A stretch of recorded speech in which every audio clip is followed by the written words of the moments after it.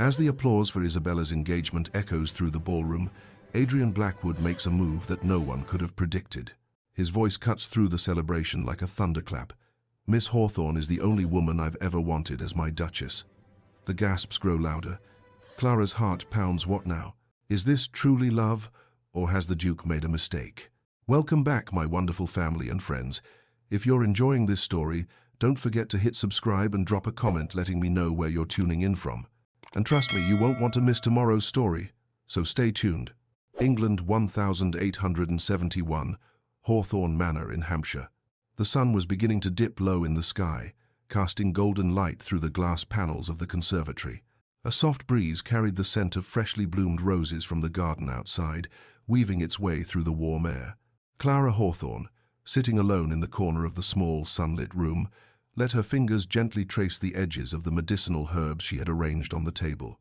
Lavender, chamomile, and rosemary, simple plants, yet each one held the promise of relief and comfort for those in need. She took a deep breath, inhaling the earthy scent of the herbs, feeling a calm settle over her. The world outside, with its glittering ballrooms and social expectations, felt far away in this quiet sanctuary. Clara, with her plain chestnut hair pinned back in a modest knot, and her simple cream dress that fell just below her knees, had long accepted her place in life. She was the eldest daughter of the Hawthorne family, yet she had never been the one anyone sought after. Her younger sister, Isabella, was the star of every social gathering, with her golden curls and emerald green eyes that captured the attention of every gentleman in London. Clara wasn't bothered by it anymore. At 22, she had long since come to terms with her position.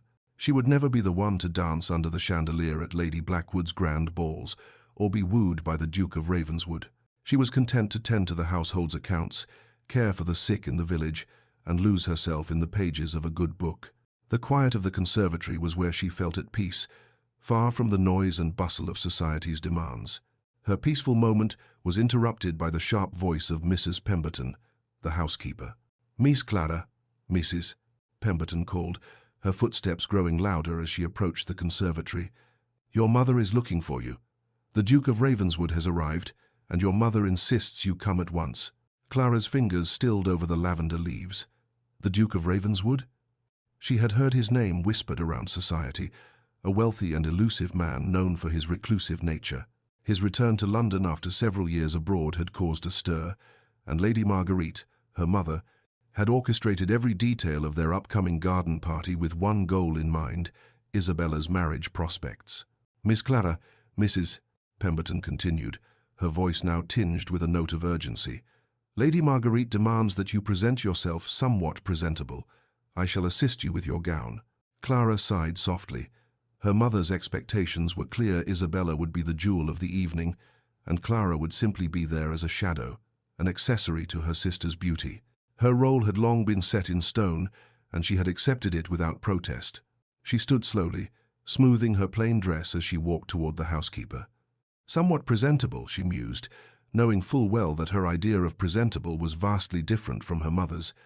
"Yes, Mrs. Pemberton," Clara said quietly, her voice soft but resigned. "I will come at once." Inside the main house, the atmosphere was alive with excitement. Servants bustled about, making last-minute adjustments to the floral arrangements, while Lady Marguerite directed everything with an air of precision, her eyes flickering with anticipation. Isabella stood near the mirror, her golden curls carefully arranged, the sunlight catching in them like strands of silk. Her emerald gown shimmered as she twirled before the looking-glass, a vision of beauty and grace. "Clara," Lady Marguerite called out as soon as she saw her daughter enter the room, her voice sharp with impatience. "For heaven's sake, could you not have changed into something more fitting? The Duke of Ravenswood is here, and you will be presenting yourself as Isabella's companion for the evening." Clara winced inwardly at her mother's tone, but said nothing as she stepped further into the room. She had learned long ago that her mother's criticisms could never be avoided, only silently endured. Lady Marguerite's focus was entirely on Isabella, who had been groomed for this very moment. The society debutante, the perfect match for a man of noble title. The contrast between Clara and her sister was striking. While Isabella was poised and confident, radiating beauty as effortlessly as a flower blooms in the sun, Clara felt like an afterthought, a quiet presence in the background. Her chestnut hair, pinned simply into a knot at the back of her head, was nothing like her sister's perfect curls. Her plain lilac gown, devoid of any embellishments or jewelry, made her appear like a shadow in comparison to the extravagant gown Isabella wore. And it wasn't just her appearance that marked her difference, it was her place in the world. Clara had long since come to terms with being the plain sister. She would never capture the attention of men the way Isabella did. She would never be the one to make a match with a duke. At 22, Clara had resigned herself to a life of quiet duty. While Isabella dazzled in the ballrooms and charmed the guests with her beauty and social grace, Clara found solace in tending to the sick, reading to the elderly tenants on the estate, and keeping the household accounts that her mother found tedious. But tonight, everything felt different. The Duke of Ravenswood had arrived. Isabella was certainly the one Lady Marguerite had her sights set on, but Clara couldn't help the flutter of nervousness in her chest. The Duke, with his commanding presence and mysterious air, was a man of great power and wealth, and tonight he would see the two Hawthorne daughters, one of beauty, one of quiet reserve. Clara moved to the side of the room, observing the preparations with a growing sense of unease. The grand garden party had been meticulously planned by Lady Marguerite to showcase Isabella as the perfect match for the Duke. Clara had no illusions about her place in this scenario. She would stand by, unnoticed, as Isabella charmed the Duke and every other gentleman in attendance. It was the role she had played for years, her sister, the shining star, and her, the quiet, unremarkable one in the background. As the Duke's arrival drew near, Clara couldn't help but feel a sense of foreboding. She had spent so much time accepting her position, accepting that her beauty and charm were not the things that would win her a nobleman's heart. But still, she wondered, was there more to her than her mother's constant oversight? Could there ever be a place for her in this world of beauty and ambition? The moment the Duke entered the garden, his tall, broad figure cut a striking presence. The sunlight seemed to dim around him, as though the world had drawn a collective breath at his arrival. The whispers among the guests only grew louder as he made his way through the crowd, his calm grey eyes scanning the assembly with quiet authority. And then, to Clara's shock, he stopped before her, his gaze steady and thoughtful as he took in her presence. "Miss Hawthorne," he said, his voice deep and warm, causing her to look up in surprise. "I must say, it's a pleasure to finally meet you." Clara blinked, uncertain whether he was addressing her or someone else. Surely, he couldn't be referring to her. She was merely the wallflower, the unnoticed sister. But when their eyes met, she felt a small spark of something she couldn't quite name. For the briefest of moments, she was no longer just Clara, the quiet one. She was someone he noticed, someone he sought out. As the Duke of Ravenswood turns to Isabella, Clara realizes that this evening will be yet another chapter in her life, where she will remain in the shadows of her sister's beauty. But something about his steady gaze, the way he paused in front of her, lingers in her thoughts. Could he have seen her, or was it all just an accidental encounter? The Duke is expected to fall for Isabella at this garden party, and Clara must serve as her sister's companion, blending into the background, where she's always been comfortable. But as the evening unfolds, Clara feels an uneasy sense that this time, something might be different. The garden at Hawthorne Manor was alive with the hum of conversation, the clinking of silver, and the rustling of satin and silk. Lady Marguerite had spared no expense in hosting the event. Flowers in full bloom adorned every corner, their sweet fragrance mingling with the scent of freshly cut grass and springtime air. White marble statues stood sentinel among the hedges, and crystal chandeliers hung suspended from the oak trees, catching the sunlight in 1,000 different directions. A string quartet played softly, its delicate notes dancing in the breeze as the guests of London's elite mingled, glasses of champagne in hand. Clara Hawthorne stood at the edge of the garden, her hands clasped loosely in front of her. She had been placed deliberately on the periphery, as usual an invisible companion to her sister, Isabella, who was the undisputed star of the evening. Isabella, in her emerald gown, glittering with pearls and diamonds, was the focus of every man's attention. Her golden curls cascaded in perfect ringlets around her shoulders, her radiant smile effortlessly drawing admirers like moths to a flame. Clara, on the other hand, stood quietly near the refreshments table, her soft lilac gown blending with the blossoms around her. Her hair, pinned simply in a knot at the back of her head, lacked the intricate styling of Isabella's. While her sister fluttered and flirted with the most eligible bachelors in the room, Clara's role was always the same: to blend into the background, to offer the occasional smile, to quietly tend to the guests without drawing attention to herself. It was a role she had accepted long ago, but on this day, with the Duke of Ravenswood in attendance, it felt heavier than ever. She glanced toward Isabella, who was laughing as the Duke's young nephew, Thomas Blackwood, offered her a glass of lemonade. The sight of Isabella laughing, her voice lilting and melodious, was enough to make Clara sigh inwardly. Her sister was flawless, effortlessly charming, and at the center of it all, while Clara was left to observe, her presence unnoticed. Clara adjusted her gown, the soft fabric gently rustling as she moved to refill a platter of finger sandwiches, hoping the task would occupy her thoughts. She wasn't bitter, at least. She tried not to be. She had long accepted her role in life. It was simply easier this way. Let Isabella be the jewel of society. Let her shine in the limelight.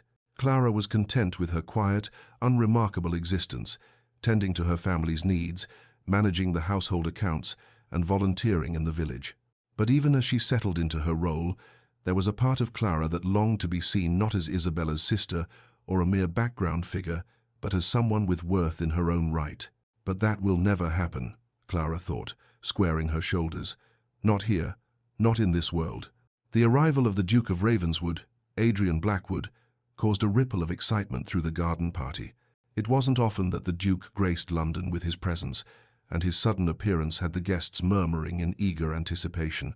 Clara had heard the whispers Adrian Blackwood, the elusive Duke, recently returned from several years abroad.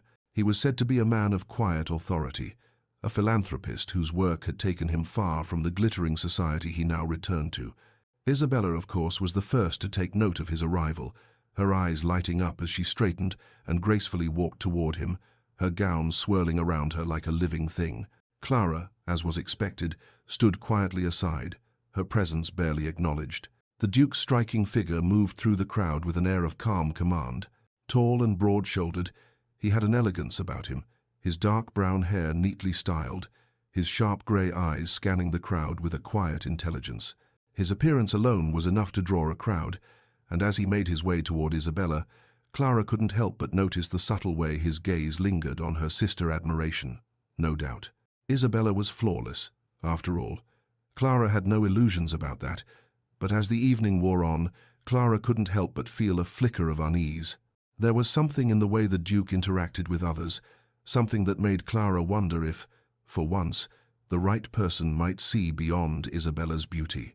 As the evening settled into its rhythm, with soft music filling the air and the gentle murmur of conversations all around, a sudden commotion drew Clara's attention.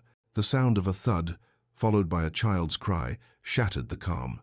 She turned just in time to see Thomas Blackwood, the Duke's young nephew, tumbling from one of the tall oak trees near the fountain. He had clearly lost his footing while attempting to climb, and now lay sprawled on the grass, clutching his leg. Isabella, standing nearby, gasped and recoiled in horror. The other guests froze for a moment, unsure of what to do. It was a chaotic few seconds, the shock and confusion evident on every face, but Clara didn't hesitate.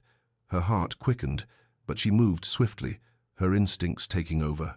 She rushed to Thomas's side, kneeling beside him, her hands steady as she gently assessed his injury. "Don't worry, Thomas," she said softly, her voice calm. "You've hurt your leg, but we'll take care of it." As she inspected the boy's ankle, her mind quickly sorted through the rudimentary knowledge she had learned from the village physicians. An injury like this could be sprained, perhaps even fractured, but with the right care, it could heal. She carefully placed her hands on his leg, feeling the tender area. "It's swollen, but I think it's just a sprain," Clara said, her fingers moving with practiced ease as she assessed the injury. Behind her, Clara heard the soft, impressed voice of the Duke. "You have the hands of a healer, Miss Clara," Adrian Blackwood remarked. Clara glanced up, meeting his steady grey eyes for the first time, and felt a strange flutter in her chest. His gaze was not like the others. It wasn't one of admiration for her sister's beauty. It wasn't a polite gaze that ignored her presence. It was a gaze of genuine interest of someone who saw her, truly saw her, for what she was. She blushed, uncomfortable with the attention. "I'm just doing what needs to be done," she replied softly, her hand still working to gently support Thomas's leg. Adrian's gaze softened as he watched her work.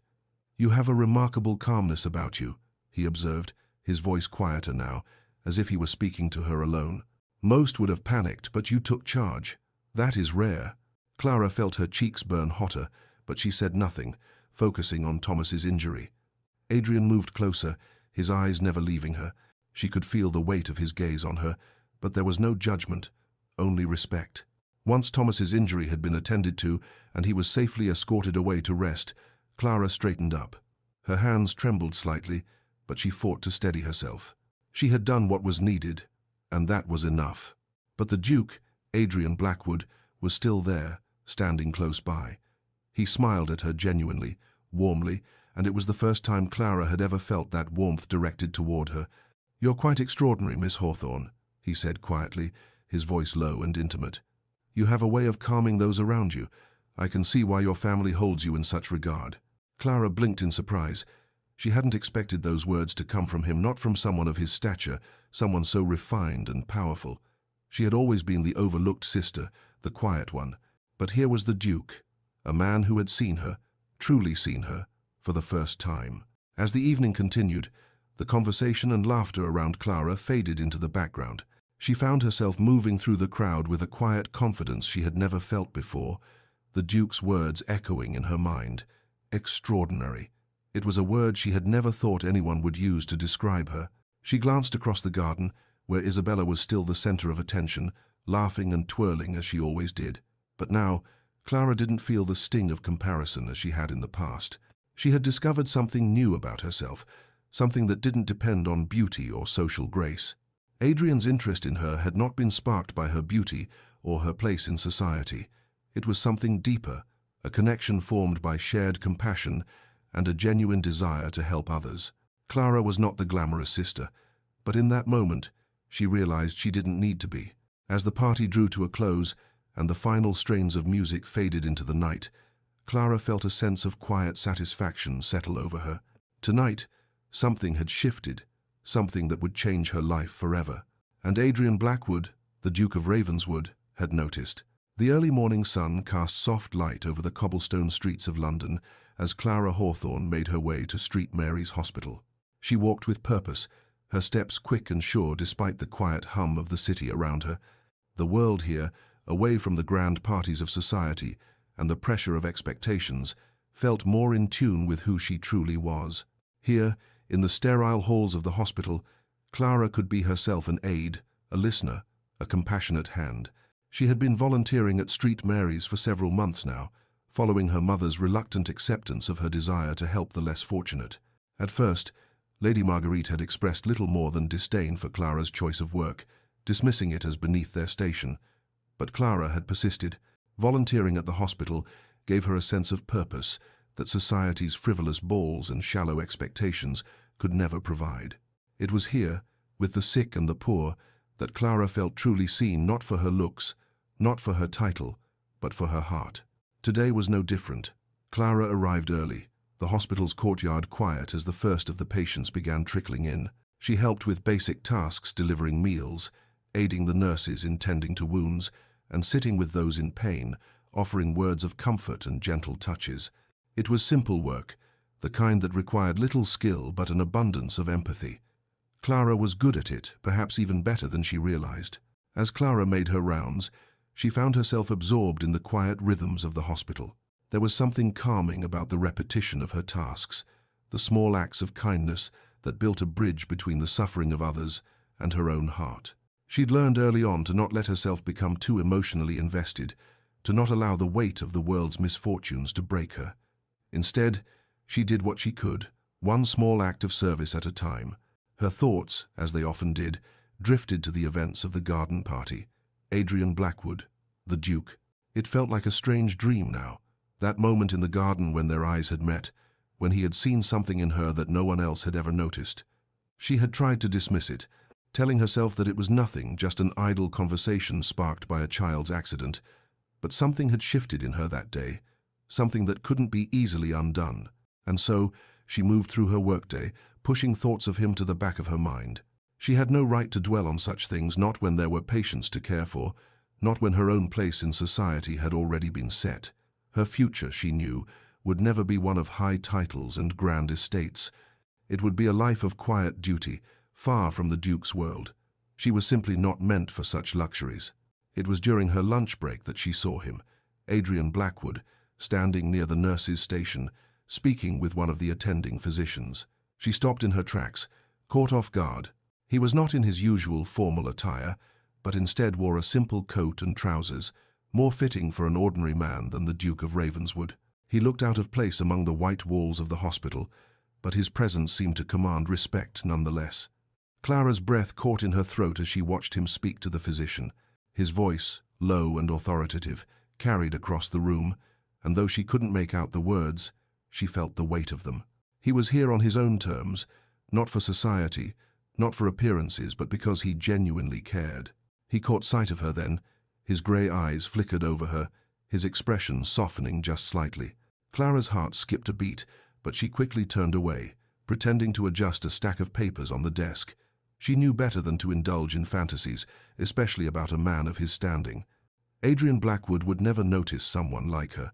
But as the day wore on, it became clear that Adrian had noticed her. He made several more appearances over the course of the week, each time under the guise of checking in on the hospital's operations. But each time he would linger longer than necessary, always finding an excuse to speak with Clara. At first, it was about the patients. Then, it was about her work in the wards, her approach to helping the sick. Slowly, their conversations shifted from the mundane to the more personal, and Clara found herself becoming more comfortable with him. One afternoon, as they stood near the hospital's small garden, Adrian turned to her, his voice soft.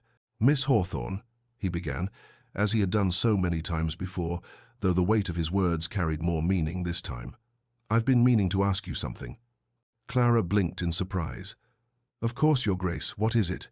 He hesitated, and for a moment, Clara thought he might not continue. But then he spoke again, his voice steady. "I've seen your work here, Clara. It's rare what you do. Most of society cares for the sick only when it is convenient for them, when it suits their reputations." He paused, looking directly at her. "You, however, care for them because you have a deep, genuine compassion. It's extraordinary." Clara felt a warmth spread through her chest at his words. No one had ever spoken to her like this, with such respect, with such admiration for her character.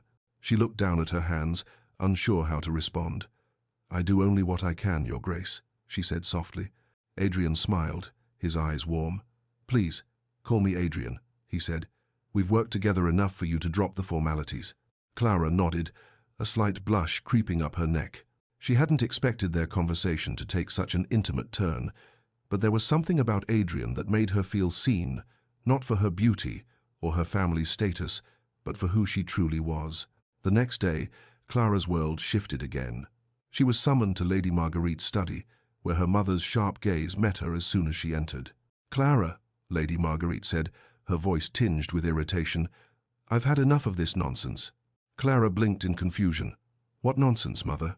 "You know exactly what I mean," Lady Marguerite snapped. "Your charity work, your constant involvement at that hospital, it's embarrassing. It's not the work of a lady of your station." Clara stood frozen, the words cutting deeper than she expected. I thought it was something I could do to help," she said softly, her voice shaking with the effort to remain calm.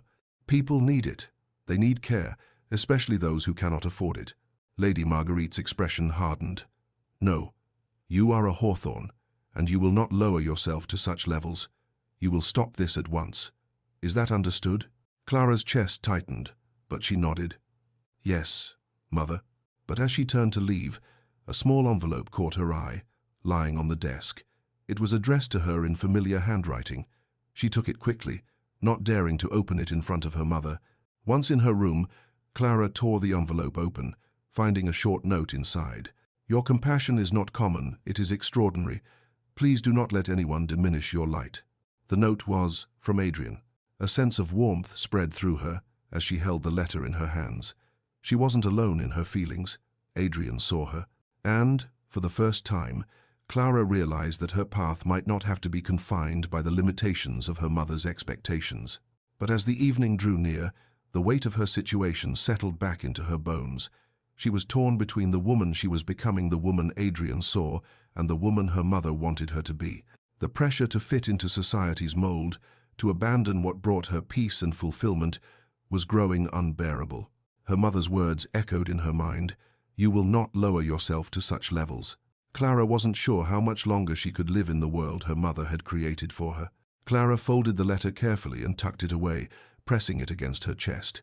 She had always felt invisible, unnoticed by society's standards, but in Adrian Blackwood's eyes, she was something more. She was extraordinary, and that realization, though it was terrifying, was also the first step toward understanding that she didn't have to follow the path laid out for her by others. Her journey, and the bond she had formed with Adrian, had only just begun. The grand ballroom of Lady Pemberton's estate shimmered with opulence. Crystal chandeliers hung from the high ceilings, their prisms catching the soft glow of hundreds of candles, casting a warm, golden light over the sea of elegantly dressed guests. The murmurs of London's finest society filled the air, accompanied by the soft strains of a string quartet playing a waltz in the corner.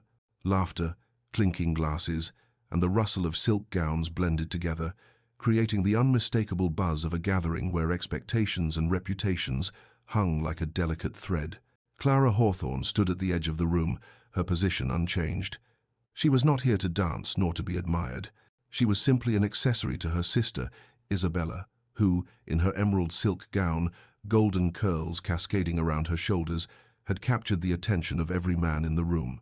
Isabella was radiant, a vision of beauty that seemed to demand adoration. She glided through the crowd with an air of effortless grace, the light catching her pearls as she laughed at some remark from a lord. Her every move seemed choreographed to perfection, and Clara, in her understated pale blue dress, stood quietly at the periphery, a shadow in the presence of her sister's brilliance. As usual, Clara's role was to be the quiet observer, content to watch her sister sparkle while she remained in the background, unnoticed by all but the few who had grown used to her modest presence. It was not a life she resented, at least not often. She had long accepted it. But tonight, there was a bitter taste in her mouth that she couldn't quite shake. The evening had started as it always did. Her mother, Lady Marguerite, had been hovering over Isabella, ensuring that she was the picture of perfection, as she always was. Clara, on the other hand, had been quietly standing aside, a glass of lemonade in hand, until the doors had opened and the Duke of Ravenswood entered. Adrian Blackwood, with his commanding presence, had been the talk of the town ever since his return from Scotland. He was known not only for his wealth and noble lineage, but for his elusive nature. Society had whispered about his aloofness, about the rumors of a broken heart after the death of his wife, and how he had withdrawn from the world of courtship altogether. But here he was now, standing among the guests with that same calm authority, his gaze sweeping over the room as though he were quietly observing every intricate detail. And, as expected, his eyes had briefly lingered on Clara before turning back to the crowd. Clara had hardly dared to hope that he had noticed her at all, that their brief exchange at the garden party would mean anything. But there had been that moment, that soft smile he had offered her when he had seen her tending to the injured Thomas Blackwood. Perhaps it was a fleeting gesture, a polite acknowledgement of her actions, but it had meant something to her. And now, as she watched him move across the ballroom, she couldn't help but feel a flicker of disappointment. He had returned to the world of the aristocracy, and she had returned to her place on the edge of it all. The evening had seemed to go on without incident, and Clara had resigned herself to standing silently by Isabella's side, playing the role of the invisible sister. But then, in the midst of the evening's festivities, Isabella took the floor with a dazzling smile, her voice ringing out above the noise of the crowd. "I have an announcement," Isabella said, her voice lilting, a mischievous glint in her eyes. The room quieted, all eyes turning to her. Clara's heart skipped a beat. She knew what was coming. She had known for weeks. Isabella was about to announce her engagement to the Duke of Ravenswood. "Adrian," Isabella continued, her gaze drifting to the Duke, who was now standing at the far side of the ballroom, his back straight as always, his demeanor composed. "Adrian has kindly agreed to make me his Duchess. We are to be married, and I could not be more thrilled to share this joyous news with all of you." The room erupted in applause, the guests exchanging delighted whispers. Clara's heart sank. She wanted to believe that it was all a mistake, that perhaps Isabella had misunderstood or exaggerated the Duke's intentions. But the triumphant look on Isabella's face told her everything she needed to know. This wasn't a misunderstanding. This was deliberate. Clara stood frozen, her hand tightening around the glass in her hand. The words didn't seem to reach her at first. We are to be married. It couldn't be real. It shouldn't be real. The Duke had never proposed to Isabella. She had made this up. But in that moment, Clara knew it didn't matter. The Duke would never be the one to correct the false announcement. He was in Scotland, far away from this charade. Clara's gaze shifted toward the corner of the ballroom, where Adrian stood alone, his expression unreadable. She had watched him carefully, seen the way he had looked at her, not Isabella, not the woman everyone assumed would capture his heart, but Clara. He had seen something in her that no one else had, and for a fleeting moment, she had dared to believe that perhaps, just perhaps, there could be something more between them. But now, as Isabella claimed the Duke's affections in front of the entire room, Clara felt a sharp pang in her chest. She wasn't angry at Isabella, no, that wasn't it. She was angry at herself, at her own foolishness for thinking that someone like Adrian Blackwood could ever look past the glittering facade of her beautiful sister to see the woman behind the books and the quiet service. Isabella had won again, and Clara had, once again, been left in the shadows. Clara fought to control her emotions, to keep her composure, but it was impossible. The weight of the evening settled heavily upon her shoulders. She had lived her entire life in Isabella's shadow, a role she had accepted with a certain quiet dignity. But in this moment, with Isabella basking in the attention of every guest and the Duke's absence hanging like a heavy cloud, Clara felt invisible more so than ever before. She could hear the laughter around her, the polite compliments about Isabella's beauty, the murmurs of excitement at the engagement, and yet none of it felt real. Clara had become so accustomed to being in the background that it almost felt as though this moment, this announcement, was happening to someone else. Is this my life? She wondered. Is this my place, forever standing quietly on the edges while my sister is praised and adored? For years, Clara had done her best to find contentment in the things that mattered most to her, reading to the elderly tenants, volunteering at the village clinic, managing the accounts at Hawthorne Manor. But these were not the things that made a woman desirable in society. These were not the things that earned her a marriage proposal from a duke. And yet, as the evening wore on and the guests continued to celebrate Isabella's announcement, Clara found herself feeling something she had not expected: relief. She was not the woman society wanted her to be. She was not the woman who could captivate a duke with a smile or wear a gown that made heads turn. And perhaps, in some strange way, that was okay. Perhaps, she thought, as she stood in the corner of the ballroom, watching her sister accept the admiration of the room, it was time to stop trying to fit into a world that would never accept her. By the time the night began to wind down, Clara had retreated to a quiet corner of the ballroom, away from the noise and the laughter. She needed space to breathe, to think, and to let the sting of Isabella's triumph fade into the background. Her eyes lingered on the empty chair beside the Duke's seat, the seat he had not taken because of a false engagement that had not even been his doing. Clara closed her eyes, letting the music wash over her, the pain in her chest settling into something like acceptance. Perhaps this is my fate, she thought.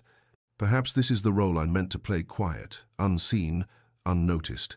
But deep down, Clara knew that there had to be more to her life than this. She could not continue to live for others' expectations. There had to be something more for her than being the invisible sister to Isabella's beauty. As the last notes of music floated across the ballroom, Clara made a decision. She would not remain in the shadows forever. She would not be the woman who was cast aside, resigned to a life of quiet service. She might never be the one to marry a duke or become the center of attention, but she would find a way to be seen not just by the duke, not just by society, but by herself. As Clara left the ballroom that night, her heart still heavy with the weight of her sister's false engagement, she knew one thing for certain: she was done waiting for a life that wasn't hers. It was time to take control, to step out from the shadow, and to carve her own path, whatever it may be. The streets of London were alive with activity, the clamour of carriage wheels on cobblestone streets mixing with the hum of voices as the social season reached its height. At Hawthorne Manor, however, a storm was brewing that no one could have predicted. The Hawthorne family's name, once a symbol of grace and sophistication, was now being whispered about in every drawing room, every salon, every corner of high society. Clara Hawthorne had always been an outsider, standing in the shadow of her younger sister Isabella's dazzling beauty, but even she could not have imagined the weight of the scandal that was about to descend upon her. The rumors had begun innocently enough. The whispers started at Lady Pemberton's soirée, where Isabella had announced her engagement to the Duke of Ravenswood. At first, they had been harmless, a few murmurs of surprise, a couple of raised eyebrows. But then, as gossip always did, the story began to grow. The more it was passed from one person to the next, the more it twisted, and soon Clara was at the center of a scandal that threatened to destroy everything her family had built. The rumors were nothing short of vicious. It started with Countess Vivienne Sterling, a woman of considerable influence in London society who had once sought Adrian's affections but had been swiftly rebuffed. The Countess, whose beauty had once captivated the Duke, had never been able to let go of her unrequited love. When she learned of Adrian's growing interest in Clara, she couldn't bear it. Her jealousy, fueled by years of resentment, manifested in the most damaging way possible. It began with a quiet conversation over tea at one of London's most exclusive clubs.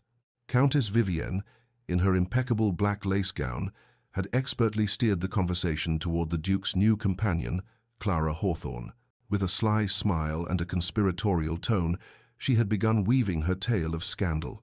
"I hear that the Duke of Ravenswood and Miss Hawthorne are quite close," Vivienne said softly, making sure the words reached the ears of those seated nearby. "Close enough that some have begun to wonder if she isn't more than just his intellectual companion, as they call it." A guest, a well-known gossip columnist, had raised an eyebrow. "What do you mean?" he asked, his pen already poised to record the next tidbit of society gossip. Vivienne leaned in, lowering her voice. "It's no secret that Miss Hawthorne has been spending an unusual amount of time with the Duke, and the way she carries herself so confident, so assured, it's as though she's been well trained in the arts of high society. But where did she come from, I wonder? The Hawthornes, while respectable, are not the sort of family one expects to see in such circles."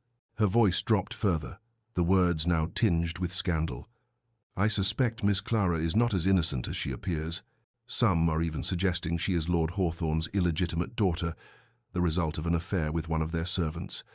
A commoner's blood running through her veins, no wonder she's been so quick to gain the Duke's favor." The words fell like a heavy stone, creating ripples through the high society circles. Countess Vivienne's carefully constructed insinuations were like kindling, and they quickly caught fire. By the time the evening ended, Clara's name was being spoken in hushed tones all across London, her reputation already tarnished by the malicious whispers of one woman's jealousy. At Hawthorne Manor, the storm broke with devastating force. Lady Marguerite Hawthorne, who had always prided herself on her family's impeccable social standing, was horrified when she heard the rumors circulating about her eldest daughter. "Do you know what they're saying about Clara?" Lady Marguerite asked, her voice trembling with disbelief as she spoke to her husband, Lord Hawthorne, later that evening. "The audacity! They're saying she's the Duke's mistress, that she's been using her position in society to ensnare him. They even have the gall to suggest she's my illegitimate child." Lord Hawthorne looked just as stunned, his face pale as he absorbed the scandalous words. "This is preposterous," he said, shaking his head. "Clara has always been above reproach. These rumors are nothing but the venom of a scorned woman." But Lady Marguerite was not so easily placated. "You don't understand," she said, her voice rising with the strain of trying to keep control of her emotions.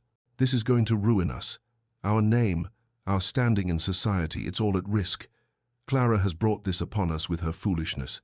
The tension between them grew, and Clara, standing just outside the study, overheard the conversation. Her heart sank as her mother's words pierced her, a mixture of anger and sadness swirling within her. She had never asked for this, never asked for the attention or the scandal. All she had ever wanted was to be seen for who she truly was, a woman with kindness and compassion, someone who cared for the sick and the poor. But now, that image was being shattered by lies and malicious rumors. It was then that Clara received a letter, one that would offer her a brief moment of solace amidst the storm. The elegant handwriting on the front was unmistakable Adrian Blackwood. She had not expected to hear from him again, not after the events of the garden party. The note, tucked neatly into the envelope, was brief, but filled with quiet strength. I care not for society's opinion. Your heart and kindness are the only things that matter to me. Clara closed her eyes, letting the words settle over her like a balm. Adrian's defense was a rare and precious thing, especially in a world where appearances and reputation meant everything. To him, Clara's worth was not defined by the whispers of society, not by the false rumors spread by a bitter countess. His words were a quiet affirmation of everything she had hoped was true, that there was more to her than society had ever seen. But even as the warmth of his words soothed her, Clara knew that the battle was far from over. Her mother's disappointment, her family's growing resentment, it all weighed heavily on her. She was caught between two worlds, the world of her mother's ambitions and the world of her own heart. The world where kindness and compassion mattered, where she could be herself without the constraints of title and status. But Clara was beginning to realize that she could no longer exist in the shadows.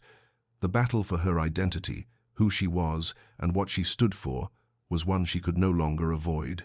The Duke's words were comforting, but they were not enough to shield her from the storm of gossip that had already begun to ruin her reputation. As the days passed, Clara's internal conflict deepened. She could not escape the feeling that she was being torn in two directions, one toward the expectations of her family, and the other toward the life she truly wanted to live, a life that had no place for titles or grandeur, only genuine connection and compassion. Clara could no longer live a life defined by what others expected of her. She could not continue to hide in the shadows, playing the role of the invisible sister. She had to find her own path, even if it meant defying her family and society. And though she had no idea what that path might look like, she knew one thing for certain. She could not let the lies and the false rumors dictate her future. The following day, Clara sat in the quiet of her room, the letter from Adrian still clutched in her hand. She had never been the one to seek attention or defy her family, but in this moment, she realized that the time had come to stop hiding. She had to confront the rumors head-on, for her own peace of mind and for the chance to live a life that was truly hers. The decision was not an easy one, but Clara knew that if she continued to stand by, silent and unseen, the world would continue to define her as they pleased. She would remain invisible, forever trapped in the shadow of her beautiful sister. As she folded the letter and placed it carefully in her drawer, Clara made a vow to herself. She would no longer let society's expectations dictate her fate. She would stand tall, regardless of the gossip, regardless of the scandal. Adrian had seen her for who she truly was. Now it was time for Clara to see herself the same way.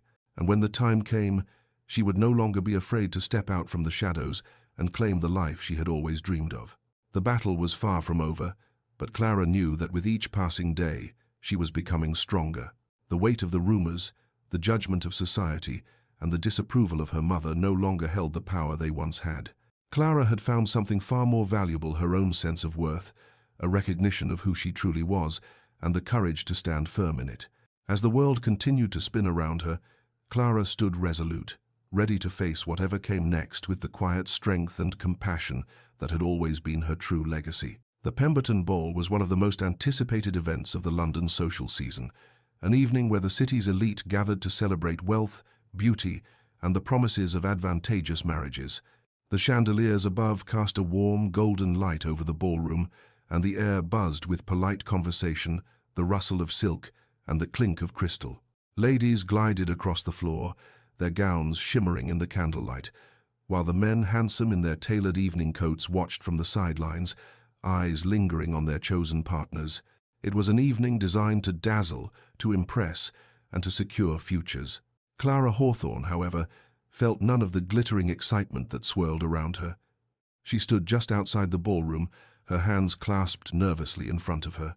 Tonight was supposed to be Isabella's night, the night she would announce her engagement to the Duke of Ravenswood, the man who had captured the attention of every eligible lady in London.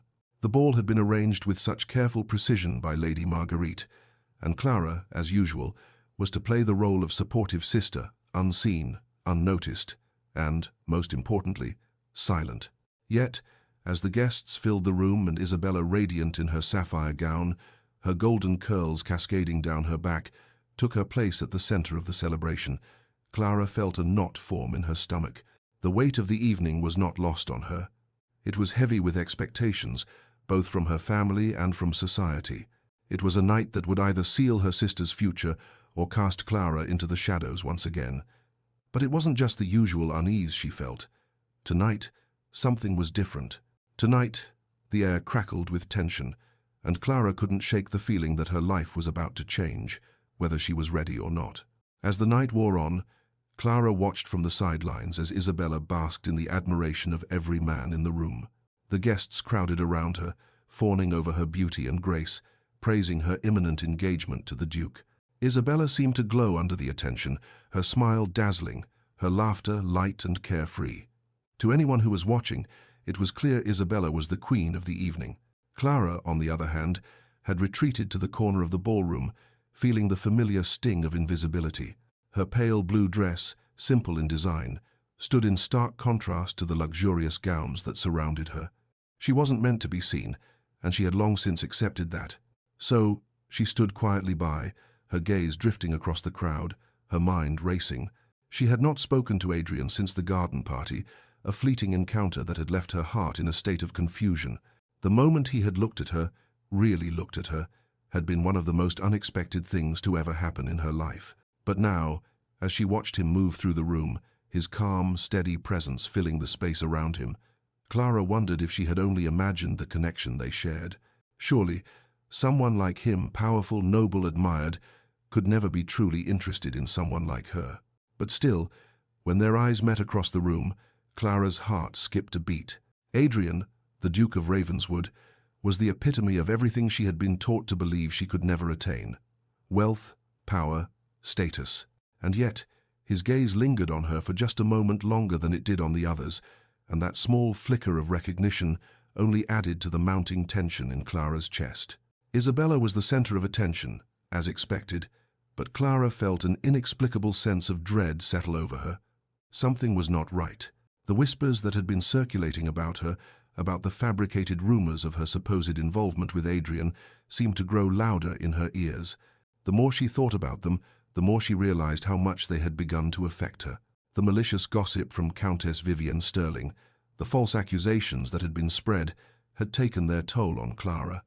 She was used to being overlooked, but the rumors were different. They were destructive. They threatened everything she had worked so hard to build, her integrity, her self-worth, and the small peace she had found in her quiet, unnoticed life. As Clara stood near the edge of the ballroom, the murmurs of the crowd began to grow louder. Isabella, clearly enjoying the attention, stepped forward, her eyes sparkling with excitement.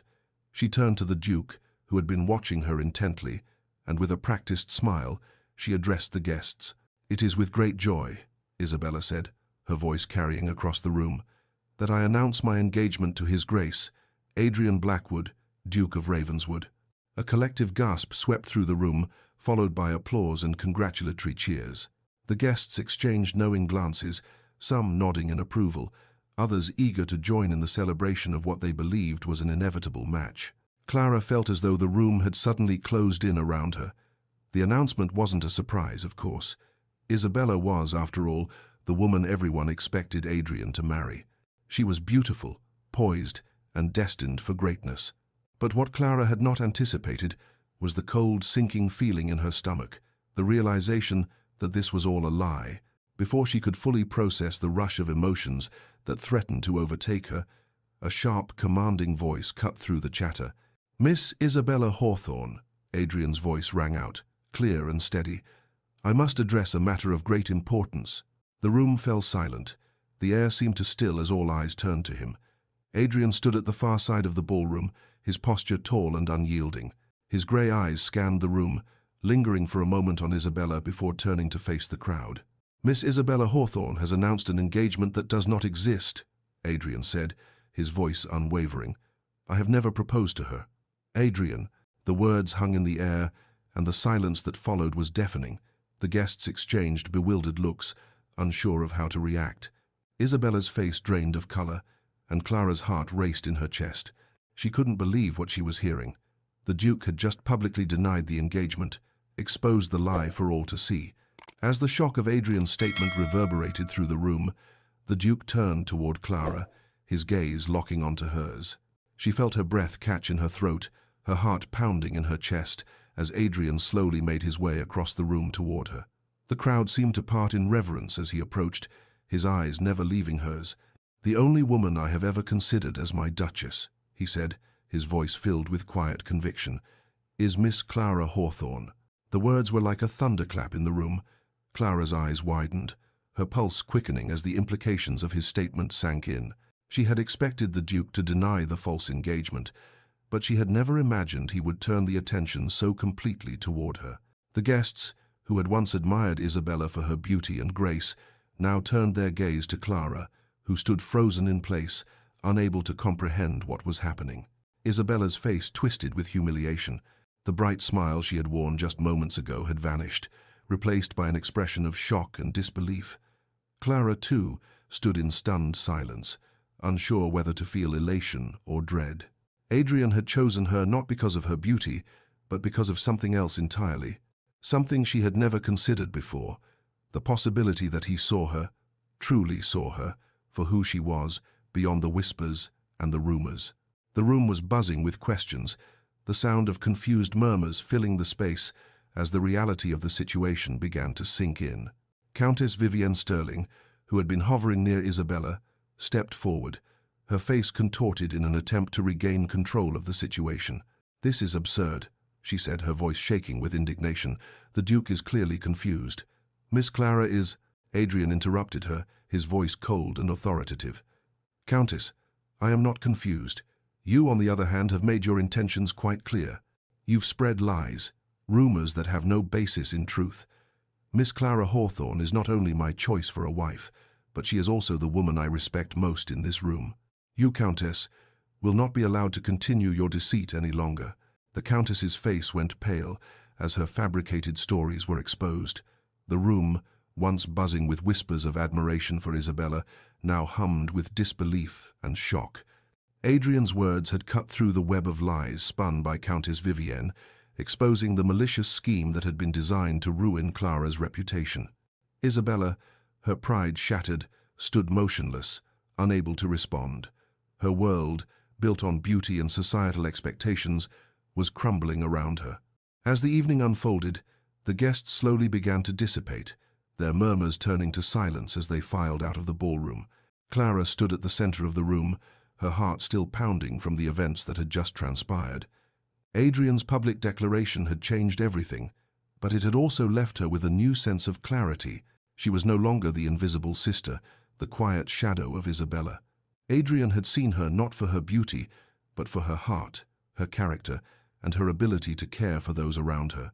It was a gift that society had failed to recognize, but Adrian had noticed. And in that moment, Clara knew that her life would never be the same again. The soft crackle of the fire in the hearth seemed to echo through the grand drawing room of Hawthorne Manor, adding an unexpected warmth to the otherwise tense atmosphere. The walls, adorned with portraits of long-gone ancestors and gilded mirrors that reflected the gaslight, now seemed to close in on Clara as she stood at the far side of the room. Her hands were clasped tightly in front of her, betraying the nervous energy that buzzed beneath her calm exterior. Lord Hawthorne, her father, stood at the center of the room, his face pale and drawn. He held a letter in his hands, an envelope of thick, cream-colored paper that seemed to carry a weight far beyond its mere appearance. Clara could feel the significance of the moment pressing down on her, the very air in the room charged with anticipation. The letter her father held was the final piece of the puzzle, the truth that would either expose the malicious lies that had haunted her or destroy any hope she had left of clearing her name. It had been days since Adrian's bold public denial of Isabella's fabricated engagement announcement, days since the scandal surrounding her name had reached a fever pitch. Clara had done her best to retreat from the public eye, avoiding society's prying eyes and the whispers that followed her wherever she went. But no matter how much she tried to shield herself, the rumors first spun by Countess Vivienne Sterling and then perpetuated by the gossips of London continued to spread like wildfire, threatening to consume everything she had. The accusations had been brutal. Clara, the supposed mistress of the Duke, the illegitimate daughter of Lord Hawthorne and a servant. The lies had tainted her reputation, her name now synonymous with scandal. The weight of the falsehoods had almost been too much to bear, and Clara had found herself retreating further into the solitude of Hawthorne Manor, trying to find solace in the quiet corners of the house. But now, the moment of truth had come. Her father's voice broke through the silence, his tone steady but laced with an edge of resolve. "Clara," he began, addressing her with the kind of formality that came from years of societal expectations. But beneath it, Clara could sense his quiet fury. "What we are about to reveal will put an end to this madness once and for all." Clara nodded, though her heart raced in her chest. She had always trusted her father, his dignity, his honor, but the weight of this moment felt like a turning point. Everything would change after today, one way or another. With a final glance at her, Lord Hawthorne turned to the gathered guests, a handful of close family and trusted confidants. The letter from his late wife, Lady Margaret, was now open in his hands.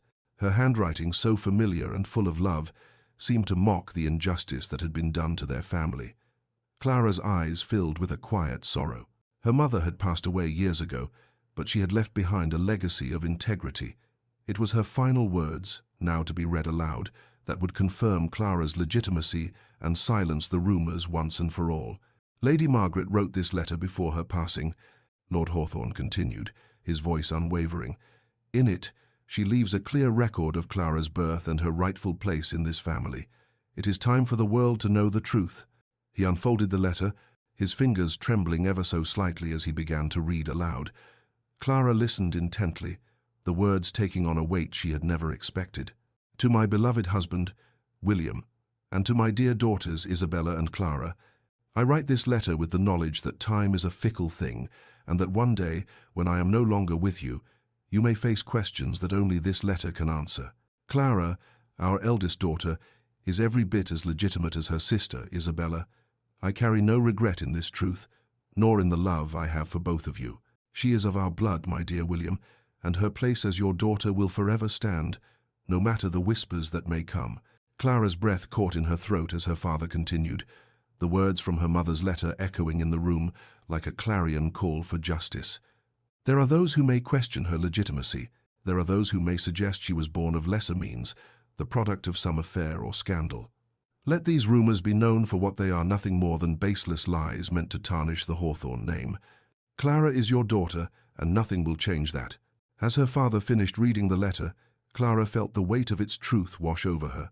She had known in her heart that she was not the product of scandal, but hearing her mother's words confirmed it in a way nothing else could. For the first time in days, Clara felt a small sense of relief. The truth, though long hidden, had finally come to light. The truth was out, but Clara's relief was short-lived. Just as her father placed the letter back on the desk, the door to the drawing room burst open with force, and Lady Marguerite rushed in, her face flushed with panic. "You cannot," she began, her voice thick with emotion, but her words faltered as she looked around at the guests. Her gaze landed on Clara, and for the first time, Clara saw something in her mother's eyes: regret, shame, and a deep, unspoken understanding of the weight of her own actions. Before anyone could respond, the sound of hurried footsteps outside the room interrupted. The door opened once again, and Countess Vivienne Sterling entered, her head held high, her gaze steely with a combination of disbelief and defiance. She had been watching the entire scene unfold from the hallway, and it was clear that she had no intention of letting Clara's name be cleared so easily. "I see we are reading letters now," Countess Vivienne said with a sneer, her eyes flashing with contempt. "How quaint. But I must say, Lord Hawthorne, that this sudden revelation does nothing to undo the damage that has already been done. The truth does not change the fact that Miss Clara has been seen in public, entwined with the Duke of Ravenswood, her name whispered about in the most disreputable circles. A mistress, a bastard, those are the names she will forever carry, no matter what you say now." Her words hung in the air, heavy and venomous. The Countess's malicious grin spread as she saw the discomfort on the faces of the assembled guests. Clara could feel the old, familiar sting of society's judgment creeping back into her chest. But Adrian Blackwood was not about to let Vivienne have the last word. He entered the room at that moment, his presence as commanding as it had been at the ball. His eyes were cold with authority, and his jaw was set with an expression that left no room for doubt. "Countess Sterling," he said, his voice low and steady, "your lies are as transparent as your motivations. You've spent years trying to destroy the Hawthorne family, and now you've stooped to the lowest depths to try and ruin Miss Clara." The Countess opened her mouth to retort, but Adrian raised a hand to silence her. "Do not speak. You have already done enough damage. Your reputation is tarnished, and your lies are exposed." He turned to Lord Hawthorne, who stood with the letter in his hands, still processing the weight of the revelations. "Lord Hawthorne," Adrian continued, his voice firm, "the truth is on your side, and it is time for this malicious woman to leave London." Countess Vivienne's face blanched with anger as Adrian spoke. Her eyes darted between the guests, now murmuring among themselves in shock and disbelief. The Countess's carefully constructed social image was crumbling before her very eyes. Her years of scheming, of trying to secure the Duke's affections, had led her here, exposed, defeated, and humiliated. "This is not the end of this," Vivienne hissed, her voice trembling with barely contained rage. "You think you've won, but the damage is done. The rumors will persist. You cannot silence them forever." But Adrian stepped forward, his expression unwavering. "The only thing that will persist is the truth. And the truth, Countess, is that you have lied, manipulated, and schemed your way through this. Now, you will face the consequences. It's over." As Vivienne turned to leave, her face flushed with rage, the guests in the room watched her exit with a mixture of disbelief and curiosity. There was no more pretense, no more polite conversation. The Countess had been unmasked for the manipulative social climber she truly was. With Vivienne's departure, the room fell into an uneasy silence. Clara stood in the center, still processing the turn of events. The truth had been revealed, but at what cost? The rumors, the lies, the scandal, it had all been laid bare for everyone to see. Clara felt exposed, vulnerable, but in some strange way, she also felt lighter. The weight of the accusations had been lifted, and though the road ahead was still uncertain, she could finally breathe. Adrian's presence beside her was a quiet reassurance. He had defended her when no one else had, and in doing so, he had shown her that there was more to her than what society had chosen to see. As Clara looked up at him, she saw not just the Duke of Ravenswood, but the man who had stood by her side, who had believed in her when the world had not. And in that moment, Clara knew that she had found something far more valuable than societal approval. She had found the truth, and the truth was enough. The storm was not over, but for the first time, Clara felt a sense of peace. The truth had won, and it was hers to hold. The house had never felt so quiet. Clara stood at the window, watching the soft grey sky stretch across the horizon, her mind heavy with the weight of the past few days. The scandal, the rumors, the public humiliation, everything had come to a head in such a short amount of time.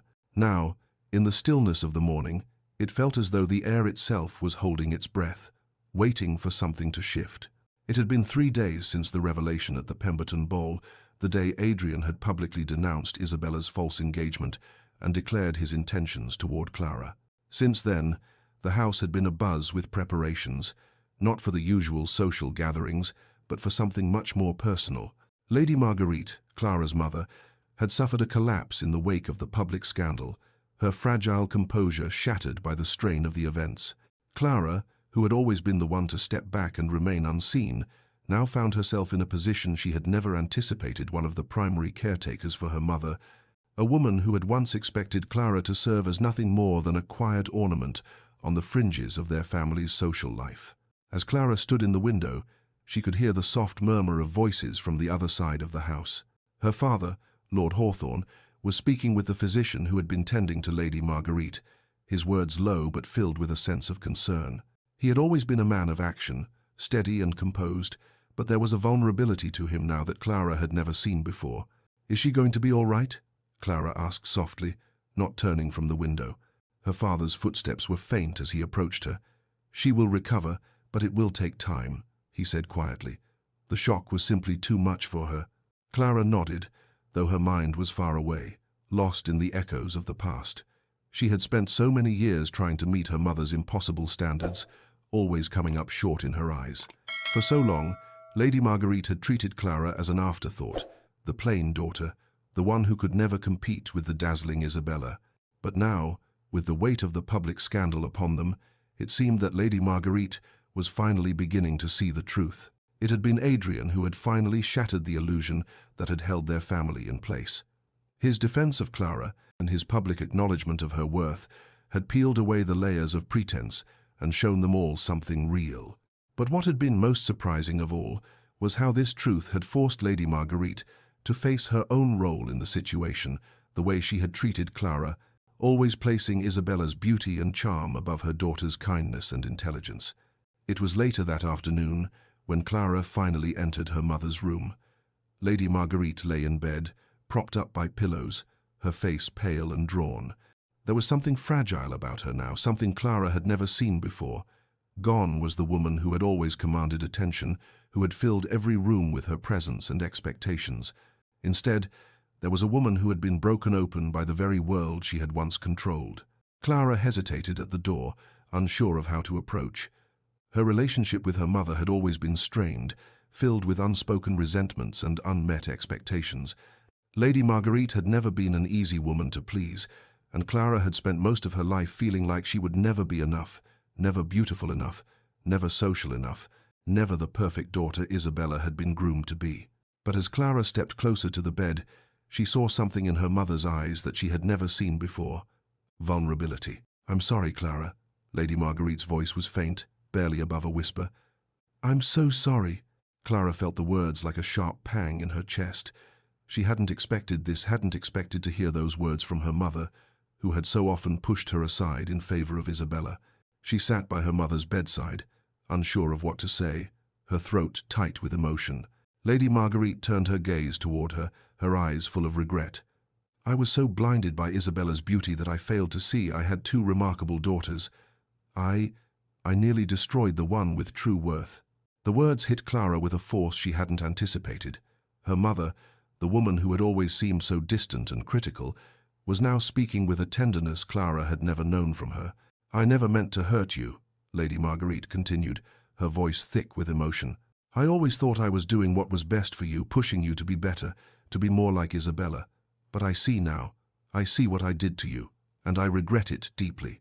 Clara felt a lump form in her throat as she reached for her mother's hand, gently taking it in her own. The touch was tentative at first, unsure, but it felt like the beginning of something new, something that had been lost for so long. "It's all right, Mother," Clara whispered, her voice thick with emotion. "I know you didn't mean to hurt me. I didn't know if you'd ever see me, truly see me." Lady Marguerite squeezed her hand, a tear slipping down her cheek. "I see you now, Clara. I see you for who you truly are, strong, kind, and compassionate. You've always had the strength to stand on your own, to care for others, while I was too busy trying to push you into a mold that never fit. I was wrong." Clara felt a surge of emotion in her chest, the years of hurt, of feeling invisible, flooding to the surface. She swallowed hard, fighting to keep her composure. "I know, Mother," she said softly, "and I've learned to live with it. But I'm not the woman you wanted me to be, and maybe that's for the best." Lady Marguerite smiled faintly, her gaze softening. "No, Clara, you are exactly who you were meant to be, and if I had seen that sooner, I would have spared you so much pain. But now I want to make things right. I want to be the mother you deserve." The words felt like a balm to Clara's soul, healing wounds that had been open for far too long. She had never imagined hearing them, had never expected her mother to acknowledge the pain she had caused. But here, in this quiet room, it was happening, and Clara, for the first time in years, felt as though she were finally being seen, truly seen. In the days that followed, Lady Marguerite's transformation continued. The strength she had once demanded of Clara, the impossible standards she had set for her daughters, were replaced by a new understanding, a recognition that beauty and grace were not the only qualities that mattered. Clara's quiet intelligence, her compassion, and her ability to care for others were qualities that had always made her remarkable. Lady Marguerite, though still recovering from the physical toll of her collapse, became a staunch defender of Clara. She stood by her side as the rumors about Clara's supposed affair with Adrian began to die down, her position in society solidifying once again. It was not just the Hawthorne family name that mattered, it was Clara's own worth, her character, and the quiet strength that had always been present. At one of the final gatherings held at Hawthorne Manor to celebrate Lady Marguerite's recovery, she stood in front of their guests, and addressed them with an air of quiet dignity. "My daughters," she began, her voice clear and strong, "have both proven themselves worthy of your admiration. Isabella's beauty and grace have captured many hearts, but Clara's strength, her compassion, and her dedication to others have always been her greatest gifts." Clara's heart swelled as her mother's words washed over her. Lady Marguerite had never spoken to her with such openness before, never acknowledged her worth in front of others. But now, Clara could see that her mother had finally recognized the true value of her daughter, not the one who fit into society's mold, but the one who had always quietly stood apart, offering her heart to those who needed it most. As the evening wore on and the guests congratulated Clara on the strength she had shown, Lady Marguerite stood by her side, no longer the woman who demanded perfection, but the woman who had finally learned to appreciate her daughter's true worth. Clara knew, as she stood there, that her relationship with her mother had been irrevocably changed, and though their journey was far from complete, she now felt a new sense of peace. The past, with all its disappointments, had finally been set aside. It was time to move forward together. The Pemberton Ball had always been a highlight of the London social season, a glittering affair where the city's most distinguished families gathered to celebrate wealth, beauty, and ambition. The ballroom was alive with soft music, elegant laughter, and the shimmer of diamonds and pearls, the chandeliers casting a warm glow over the guests. But tonight, for Clara Hawthorne, the scene was charged with something far more powerful than mere social expectation. The whispers had begun in the moments before the ball had started, rumors that swirled in the wake of the scandalous events of the previous weeks. Clara, once the overlooked sister, now found herself the center of attention, though not in the way she ever expected. Adrian Blackwood, the Duke of Ravenswood, had made his intentions clear.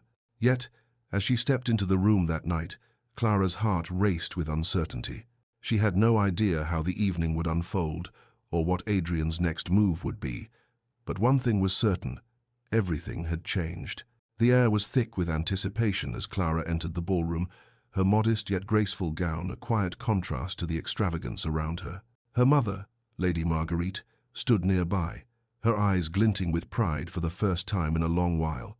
Beside her, Isabella, radiant as always in her dazzling gown, smiled with a quiet satisfaction, her hand resting on the arm of Captain Nicholas Blackwood, Adrian's younger brother. Despite the overwhelming weight of the evening, Clara stood tall, no longer the plain sister, no longer the one in the shadows. She had found a quiet strength that had been waiting to emerge all along. Her heart, though unsure, was full with the knowledge that, for the first time, she was in control of her own destiny. The woman she had always been was finally being seen. As the evening progressed, the guests congratulated Clara on her newfound role in society, her engagement to Adrian Blackwood, and her transformation from the quiet daughter of the Hawthorne family to someone who had caught the eye of the most eligible duke in London. Yet the weight of society's gaze was not as suffocating as it once had been. With Adrian's love, Clara had found her voice, her purpose, and tonight, as the room buzzed with excitement, she knew she was about to face the ultimate test. The moment the music slowed and the crowd began to shift in anticipation, Clara's pulse quickened. She turned her gaze toward the Duke, who stood at the center of the ballroom. He had arrived with the usual air of composure, tall, poised, every inch the nobleman he was. But tonight, his eyes were different. They were fixed on Clara, and in that moment, she knew that tonight would be the culmination of everything that had led her here. The moment arrived without warning. The orchestra fell silent, the guests holding their collective breath as Adrian Blackwood moved forward, his presence commanding the room. He took his place in the center of the floor, and all eyes turned toward him. The murmurs grew louder as Adrian stepped to the edge of the ballroom, his gaze meeting Clara's across the sea of guests. For a brief moment, it felt as if time had slowed, the world narrowing to just the two of them. The guests waited, and Clara's heart thundered in her chest.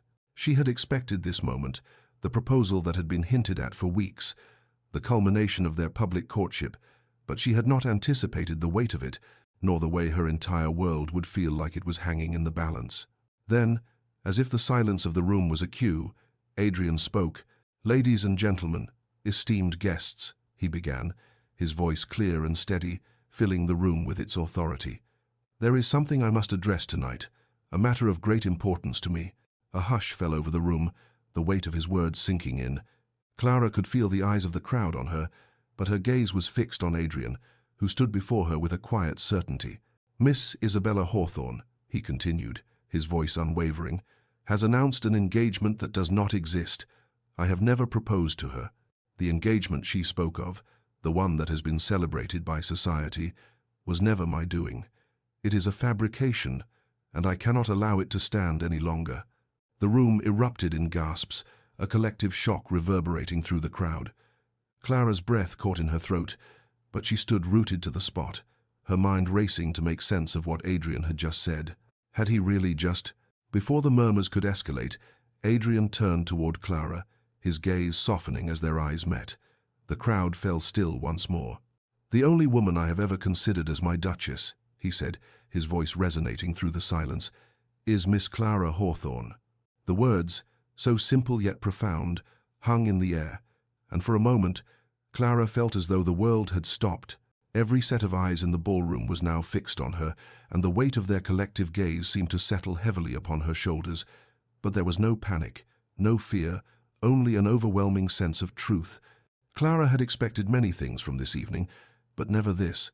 She had thought she would remain in the background, forever eclipsed by Isabella's brilliance, never seen for anything more than the quiet sister. But in that moment, Adrian had done what no one else had. He had seen her, truly seen her, for all that she was. He had chosen her, not because of her beauty, not because of some grand display of social grace, but because of who she was, her heart, her strength, and her kindness. A murmur swept through the crowd, the words "scandal" and "surprise" floating in hushed whispers. But Clara, for the first time in her life, did not feel the sting of judgment. Adrian had made his choice, and it was a choice she never could have imagined, but one she now knew, with absolute certainty, she would accept. Adrian walked toward her, the crowd parting to allow him space.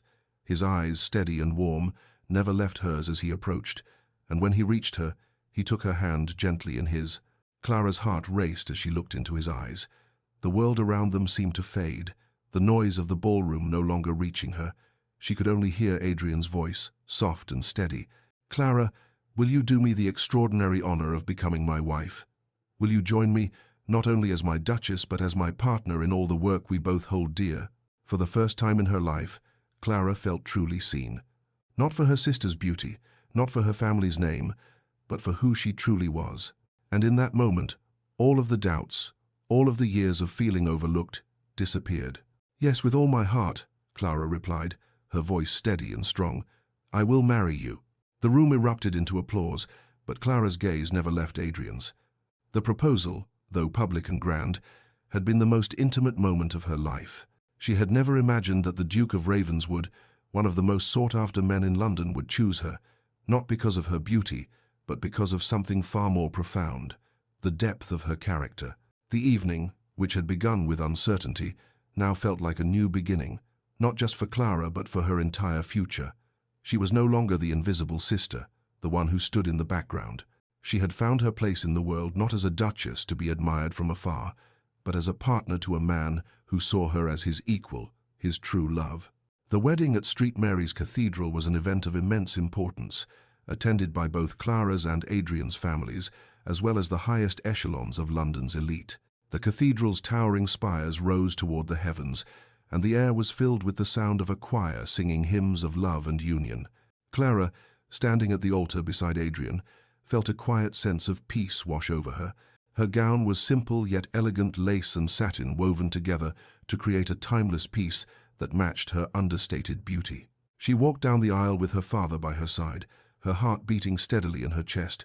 The eyes of the congregation were upon her, but it was Adrian's gaze that she focused on. His eyes were filled with warmth, and in them Clara saw not just a man who loved her, but a man who believed in her, who believed in the work they would do together. When Adrian spoke his vows, they were not just promises of love, they were promises of service, of a life spent working to better the world they lived in. "I promise to honor not just you, but the calling we share," Adrian said, his voice firm and steady. "To serve those society forgets, to build hospitals where there are none, and to use our privilege as a tool for compassion." Clara's heart swelled as she repeated her vows, pledging to be the woman Adrian had always believed her to be. "I promise to be a duchess who kneels beside the sick, who remembers the names of tenant children, who never forgets that true nobility is measured in kindness, not titles." Their kiss, soft and tender, sealed the promises they had made to one another. As they stepped back, Clara felt the weight of their union, their shared commitment to a life of service, love, and compassion. Clara's transformation into the beloved Duchess of Ravenswood was not just a shift in title, but a shift in the very essence of who she was. She had become a respected figure in her own right, leading the charge for new charitable hospitals, pioneering social reforms, and providing a voice to those who had none. As she stood beside Adrian, watching the world they had begun to build together, Clara realized how far she had come from the quiet sister in the shadows to a woman of influence, of purpose, and of love. She had found her place, not just as Adrian's wife, but as a leader who would use her position for good. Isabella, now happily married to Captain Nicholas Blackwood, found her own path to happiness, free from the societal pressures that had once confined her. The two sisters, once rivals, shared a quiet moment one afternoon, reflecting on the journey they had both traveled. "Clara," Isabella said, her voice soft, "I never realized how much you had to offer. You've changed everything." Clara smiled, her heart light. "We've both found our way, Isabella. True love transcends beauty, social expectations, and titles. It's about being seen for who you really are." And so, Clara and Isabella, two sisters who had once been at odds, found a common ground, one built not on beauty or status, but on the love and understanding they had both finally come to embrace. Thank you so much for joining us on this incredible journey with Clara and Adrian. If you enjoyed their story of love, resilience, and breaking free from societal expectations, don't forget to like, comment, and subscribe for more heartfelt stories. What did you think of Clara's transformation and her path to true love? Let us know your thoughts in the comments below. And if you're craving more tales of love, courage, and personal growth, be sure to hit the notification bell so you never miss an update. Thanks for watching, and we'll see you in the next story.